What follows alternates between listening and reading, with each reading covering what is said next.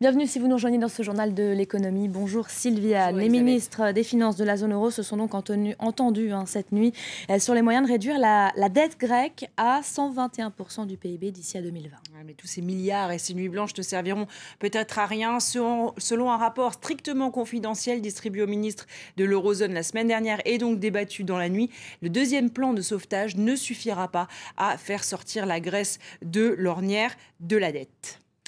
Que contient au juste ce rapport, Sylviane ? Eh bien, il explique que le niveau d'endettement de la Grèce pourrait mettre beaucoup plus de temps à se résorber. La dette grecque pourrait seulement descendre à 160% du PIB en 2020 contre 166% aujourd'hui. On est loin des 120% ordonnés par le FMI. Même selon le scénario le plus favorable, la Grèce aura tout de même besoin de 50 milliards d'euros d'ici la fin de la décennie. Et ce scénario se base sur une hypothèse très optimiste, que l'économie grecque arrête de décroître, qu'elle renoue avec la croissance, une croissance de 2,3% à partir de 2014. Et cela n'arrivera certainement pas. Pourquoi ? Eh bien parce que les autorités grecques seront incapables de mener ces réformes. C'est en tout cas le rapport qui le dit. Alors on va jeter un œil à présent sur les marchés. On va voir comment ils réagissent en Europe tout d'abord. Eh bien, les marchés réagissent de manière dispersée, vous allez le voir. Le CAC 40 a ouvert stable à plus 0,05%, le DAX à moins 0,16% et le FTSE à moins 0,02% ce matin. Et quant aux Asiatiques, il faut quand même regarder la clôture des Asiatiques. Eh bien, le Nikkei est dans le rouge, ainsi que le Kospi, Hang Seng Shanghai Composite dans le vert. L'euro a rebondi après l'annonce de l'accord à 1,3270. Il se situait la veille à 1,3159 $. Et puis les prix du brut ont bondi hier à 121 $ le baril, en cause la crise avec l'Iran. Voilà, et cette flambée des cours pourrait gripper la croissance, une reprise qui doit beaucoup au prix du pétrole. Georges Létric.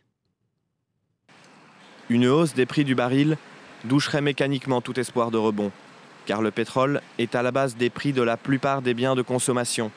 Les produits transformés, les produits agricoles, les transports et les produits importés, les engrais, la chimie, tous dépendent des prix du brut.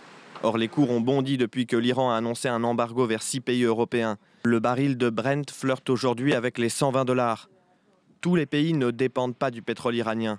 Mais ce qui inquiète, c'est que cette hausse soudaine des cours témoigne surtout d'un déséquilibre sur les marchés. Tout d'abord, il y a moins de pétrole disponible. Les stocks de pétrole sont au plus bas depuis 2008 et de nombreux pays producteurs pourraient voir leurs exportations perturbées.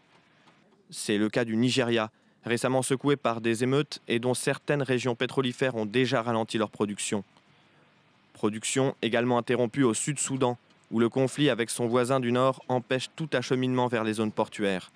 Situation précaire également en Libye, où la production a redémarré, mais les exportations n'atteignent toujours pas leur niveau d'avant-guerre. La production de pétrole tourne au ralenti et la consommation est au plus bas. Car avec la crise, les besoins en pétrole aux États-Unis et en Europe sont restés bas. Mais la situation économique s'améliore. Et le bon début d'année de l'économie américaine pourrait vite faire grimper les prix vers de nouveaux sommets. Une situation préoccupante pour des économies en convalescence. Merci beaucoup Sylviane. Fin de cette demi-heure d'infos. Vous retrouvez dans un instant Hélène Drouet pour un tout nouveau journal.